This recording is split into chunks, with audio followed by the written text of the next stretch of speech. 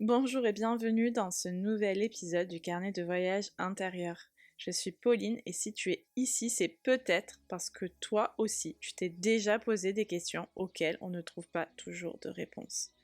Pourquoi certaines blessures restent si présentes? Pourquoi répète-t-on les mêmes schémas? Pourquoi certaines rencontres nous bouleversent autant? Et je t'invite, dans ces épisodes, à explorer ces questions avec bienveillance, curiosité et surtout sans jugement. Alors, installe-toi confortablement et commençons ce voyage intérieur.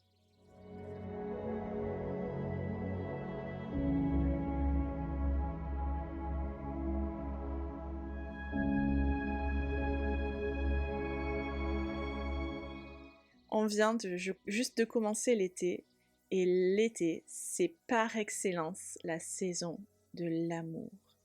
Et oui, on rencontre de nouvelles personnes, il fait chaud, on a les émotions qui sont bouleversées et là, je crois que cela peut arriver et d'ailleurs je pense que on fait cette confusion très souvent, si ce n'est pas tous les jours dans notre vie. Tellement cette confusion, elle est humaine, qu'elle devient presque invisible. Et pourquoi on confond parfois intensité avec amour? Qui n'a jamais vécu une rupture amoureuse à la fin de l'été en se disant « Mon Dieu, mais c'est incroyable !» Parce que l'amour, il a été intense, il a été rapide, il a été court.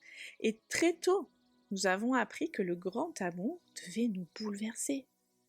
Il devait être capable de nous faire perdre le sommeil, de nous donner des papillons dans le ventre, de nous faire attendre, espérer, douter. Et même parfois un petit peu souffrir, comme si toutes ces émotions étaient la preuve que quelque chose d'exceptionnel était en train de se vivre. Et à force d'entendre ces récits, à force de voir ces histoires où les couples traversent 1000 obstacles avant de pouvoir enfin s'aimer, on a parfois fini par croire qu'une relation paisible, c'était une relation moins profonde, moins forte et peut-être un petit peu moins vraie. Et je me suis demandé à quel moment nous avions commencé à croire ça. Est-ce que c'était en regardant des films où les amoureux retrouvent toujours après une séparation? Vous savez, hein, on a tous vu ces films américains, français, ou peu importe d'où ils viennent, où ils se rencontrent, ils s'aiment, ils se séparent, et puis en fait ils se remettent ensemble parce que ils se sont rendus compte que... Est-ce que c'est vraiment ça? Est-ce que c'était dans les chansons qui parlent presque toujours d'amour perdu, tu m'as trahi, tu m'as fait du mal, mais on se redonne une chance, est-ce que je peux vivre sans toi? Est-ce qu'il y a vraiment des musiques d'amour où l'amour est vécu sereinement?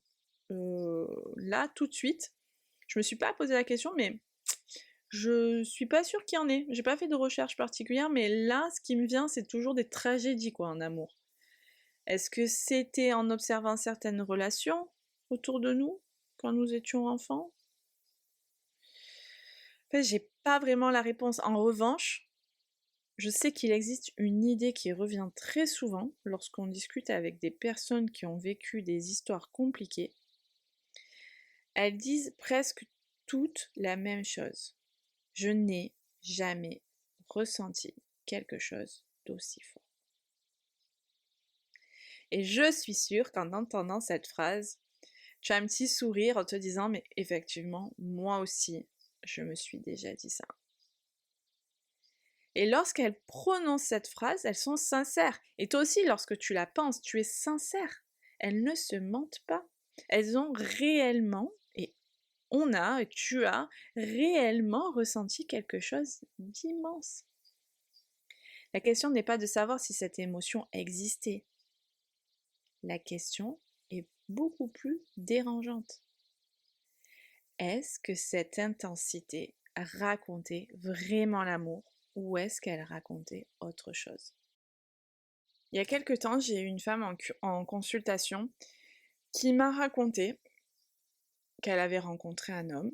jusqu'ici tout va bien, lors d'une soirée entre amis, et c'est souvent le cas maintenant. C'est vrai qu'il y a beaucoup les applications de rencontres, mais il reste encore cette espèce de cercle d'amis là où on rencontre d'autres personnes, et c'est tant mieux. Et au départ, rien ne semblait extraordinaire. Ils avaient simplement discuté pendant quelques heures, ils s'étaient découverts énormément de points communs. Ils aimaient les mêmes livres, les mêmes paysages, ils avaient le même humour. Et en rentrant chez elle, elle avait eu le sourire jusqu'au lendemain. Elle avait cette impression très agréable d'avoir rencontré quelqu'un avec qui tout semblait simple. Quelques jours plus tard, ils ont commencé à échanger des messages, puis à se voir régulièrement. Et les premières semaines, tout était magnifique. Elle me racontait qu'elle se sentait légère, qu'elle riait beaucoup, qu'elle retrouvait une forme d'insouciance qu'elle croyait perdue. Puis vraiment, sans qu'elle comprenne pourquoi, quelque chose a commencé à changer. Cet homme est devenu plus discret, pas absent, juste moins présent, c'est-à-dire qu'il répondait un peu plus tard, il annulait parfois les rendez-vous, il disparaissait 2 jours, puis revenait avec énormément d'affection. Au début, elle s'en est pas trop inquiétée, elle se disait qu'il était occupé, qu'il avait une vie, hein, comme tout le monde aujourd'hui, même si on est surconnecté, de dire «Ah, j'ai pas vu ton message» ou «Ah, j'étais...» Ça, c'est un peu moyen, parce qu'il faut pas se mentir, on est tous surconnectés. Il avait une vie, donc il voulait...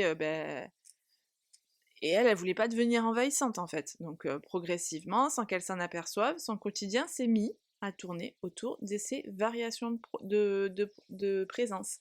Et ça, on en a déjà parlé dans un autre podcast, de pourquoi je me cale sur la vie d'une autre personne. Et là, en fait, c'est exactement ce qu'elle a fait. Le matin, avant de préparer son café, elle regardait si elle avait reçu un message. Lorsqu'elle travaillait, elle regardait son téléphone à côté d'elle. Et même si elle se promettait de ne pas regarder son téléphone toutes les 5 minutes, ben en fait, elle pouvait pas tenir, en fait. C'était pas possible. Et lorsqu'il répondait, ben, sa journée, elle changeait de couleur. Et là, c'est vraiment typique d'une personne qui calque sa vie sur,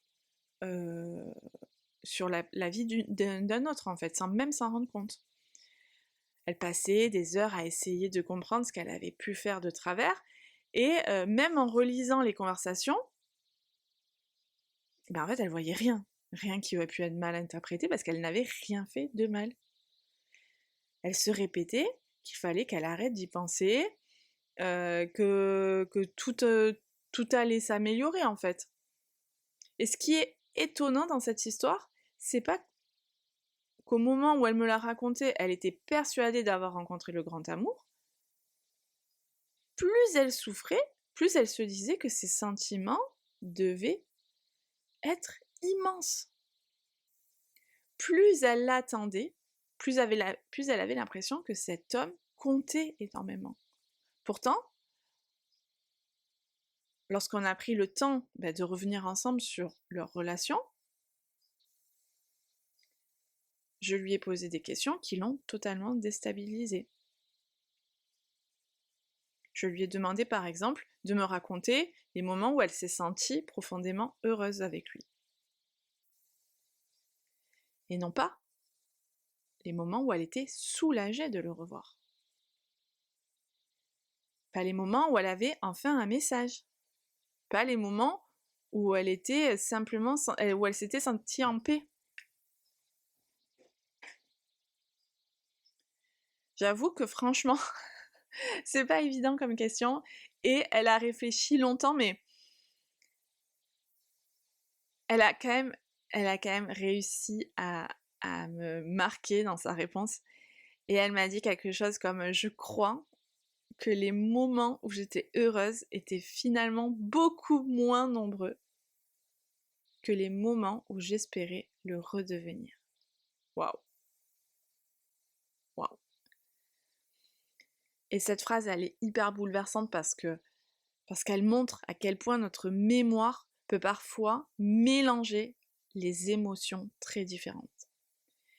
Nous avons tendance à regrouper sous le mot amour tout ce que nous ressentons dans une relation, alors qu'en réalité, plusieurs émotions très distinctes peuvent cohabiter en même temps. Il peut y avoir l'attachement, le désir, la peur. Il peut y avoir le besoin d'être choisi.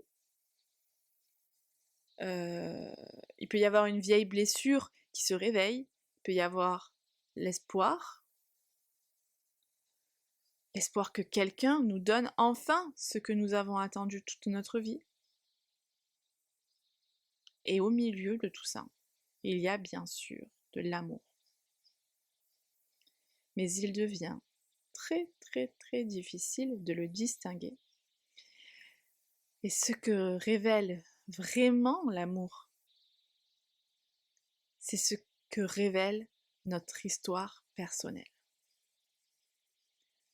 C'est d'ailleurs quelque chose que les psychologues observent très souvent, c'est que nous sommes naturellement attirés par ce qui nous est familier, même lorsque ce familier nous fait souffrir.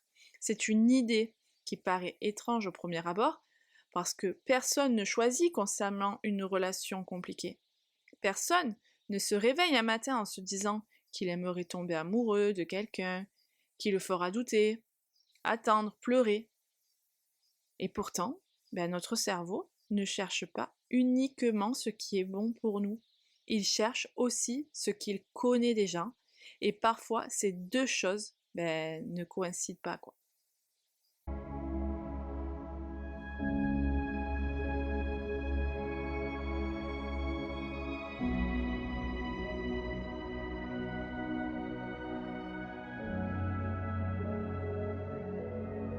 Lorsqu'on a grandi dans un environnement où l'amour était très présent, mais aussi très imprévisible, on ne sait jamais vraiment sur quel état émotionnel allait rentrer un parent. Où l'on devait observer ses humeurs pour savoir comment se comporter, où on recevait parfois énormément d'affection, puis soudain beaucoup de distance. Et là, en fait, notre système nerveux, il enregistre cette alternance. Il l'enregistre comme quelque chose de normal. Non pas parce qu'elle est agréable, mais parce qu'elle est connue. Alors, forcément, des années plus tard, lorsqu'une relation reproduit inconsciemment ce même rythme, une partie de nous reconnaît quelque chose. On appelle ça souvent un coup de foudre, une connexion inexplicable. C'est le sentiment d'avoir toujours connu cette personne, alors qu'il agit parfois qu'il s'agit d'une sensation beaucoup plus ancienne, celle de retrouver un fonctionnement émotionnel que notre cerveau a appris très tôt à considérer comme familier. Et oui, le coup de foudre, c'est reconnaître quelque chose qu'on a déjà vécu. Reconnaître un sentiment. Et j'avoue que quand je dis ça, les gens, même là, je pense que tu es en train de le penser, tu es en train de te dire, non mais elle est en train de me dire que tous les coups de foudre sont faux. Et bien sûr que non. Bien sûr que non, que tous les coups de foudre ne sont pas faux. Ils existent. Il existe des rencontres très fortes, très intenses, qui deviennent de magnifiques histoires. Ça, je ne le nie pas. C'est pas l'intensité le problème en soi. Ce qui est intéressant, c'est de se demander d'où vient cette intensité. Ce qu'elle naît de la joie immense de rencontrer quelqu'un avec qui tout semble simple, naturel, ou est-ce qu'elle naît d'un système intérieur qui passe son temps à essayer de sécuriser un lien? Parce que ces deux expériences peuvent provoquer des émotions très fortes, mais elles n'ont absolument pas la même couleur intérieure. Et je pense souvent à une image qui aide à comprendre cette différence, c'est que là, imagine que tu marches depuis des heures avec un sac à dos extrêmement lourd sans vraiment t'en rendre compte. D'un moment, tu t'es habitué au poids, Tu as fini par croire qu'il faisait simplement partie de toi, puis à un moment donné, quelqu'un retire ce sac de tes épaules. Tu ressens immédiatement un immense soulagement. Et ce soulagement, il est très puissant, presque euphorique. Il ne signifie pas que le sac était une bonne chose. Il signifie simplement que la tension a disparu. Et dans certaines relations, nous vivons exactement la même chose. Nous passons des jours à nous inquiéter, à attendre, à essayer de comprendre ce qui se passe, à imaginer le pire. Puis lorsqu'on revient, enfin, vers nous, avec un message tendre et une soirée agréable, toute cette tension retombe d'un seul coup. Nous nous sentons tellement bien que nous croyons vivre un immense amour, alors que cette partie du bonheur vient simplement du fait que le système nerveux cesse enfin d'être en alerte. Les chercheurs en psychologie parlent souvent d'un phénomène très intéressant que l'on appelle le renforcement intermittent. Et derrière ce terme un peu barbare, entre guillemets, un peu technique même, se cache une réalité qu'on connaît tous. Lorsqu'une récompense arrive de manière imprévisible, notre cerveau s'y accroche beaucoup plus fortement que lorsqu'elle est constante. C'est d'ailleurs ce qui explique pourquoi certaines personnes deviennent dépendantes à des machines à sous. Ce n'est pas le fait de gagner qui les rend difficiles à quitter, c'est le fait de ne jamais savoir quand le prochain gain va arriver. Et cette incertitude, elle maintient le cerveau dans un état d'attente permanent. Et lorsque j'ai découvert ce mécanisme, je me suis demandé combien de relations fonctionnaient exactement de la même manière. Combien de personnes passent leur journée à attendre un signe, un message, une preuve d'amour, sans réaliser que leur cerveau était en train d'associer cette alternance entre manque et soulagement. Manque et soulagement à quelque chose qui ressemblait à une passion immense. Imagine une journée tout à fait ordinaire. On va faire un exemple concret. Tu te réveilles avec cette petite pensée qui apparaît avant même que tu poses un pied à terre. Tu te demandes si cette personne t'a écrit pendant la nuit. Tu regardes ton téléphone, il n'y a rien. Bon, c'est pas grave. Tu prends ton petit déjeuner, tu pars travailler, tu essaies de te concentrer, mais cette pensée, elle revient, régulièrement. Pas de manière envahissante au début, juste comme un petit bruit de fond là, tu vois, elle est là. Tu regardes discrètement ton téléphone entre deux réunions, je te le mets en 1000, toujours rien. À midi, ça commence à se compliquer, tu commences à imaginer des explications, peut-être qu'il est occupé, ou qu'il ou qu'elle est occupé, peut-être que l'autre personne est fatiguée, peut-être qu'elle a simplement oublié. Puis au fil des heures, d'autres scénarios apparaissent. Peut-être qu'elle s'éloigne, peut-être qu'elle a rencontré quelqu'un d'autre, peut-être qu'elle n'est plus aussi intéressée qu'avant. Et là, sans même t'en apercevoir, ton humeur commence à dépendre entièrement d'un événement qui n'est pas encore eu lieu. Puis vers 18h, ton téléphone vibre, tu regardes l'écran et tu sens immédiatement ton corps se détendre. Tu souris, tu respires plus profondément, tu te sens à nouveau léger. Pourtant, si on prend un peu de recul, il s'est quand même rien passé d'extraordinaire. Tu n'as pas vécu un moment d'amour exceptionnel. Tu as simplement reçu un message. Ce qui est extraordinaire, en revanche, c'est que tout ton esprit avait construit pendant des heures précédentes. Et c'est précisément là que naît parfois la confusion. Nous attribuons cette immense émotion au message reçu, alors qu'une partie de cette émotion vient surtout de la faim, de l'attente. Et je trouve ça profondément rassurant à comprendre parce que cela ne diminue pas l'amour. Au contraire, cela nous permet de commencer à distinguer ce qui nourrit réellement une relation de ce qui nourrit simplement un besoin d'être rassuré. D'ailleurs, si tu repenses, je pense, à certaines relations, les plus paisibles. Alors, on va essayer de faire un truc. Si on repense à certaines relations les plus paisibles que tu aies connues, qu'elles soient amoureuses, amicales, en famille, tu remarqueras peut-être quelque chose d'assez étonnant. Tu ne passais pas ton temps à te demander si ces personnes t'aimaient.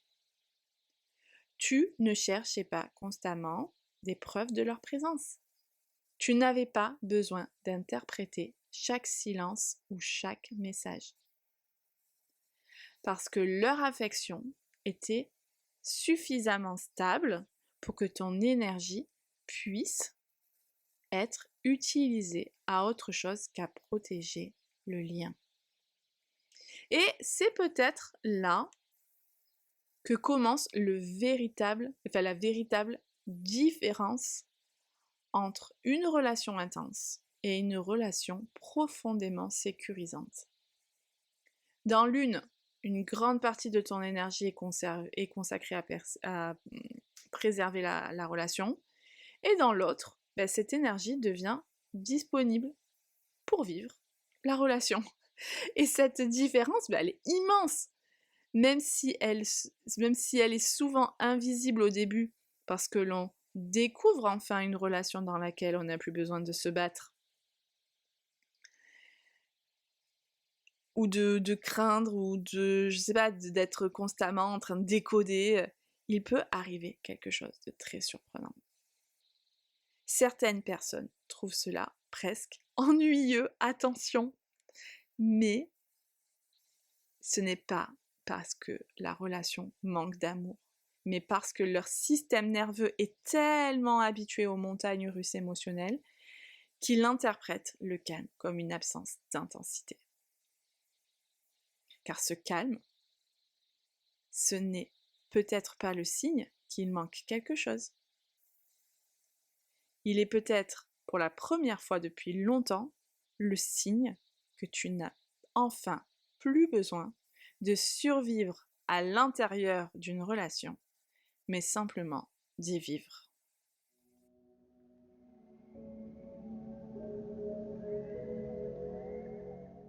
J'espère que cet épisode t'a plu. Si c'est le cas, je t'invite à t'abonner, à partager, à commenter. Et puis moi, je te dis à très vite pour un nouveau carnet de voyage intérieur.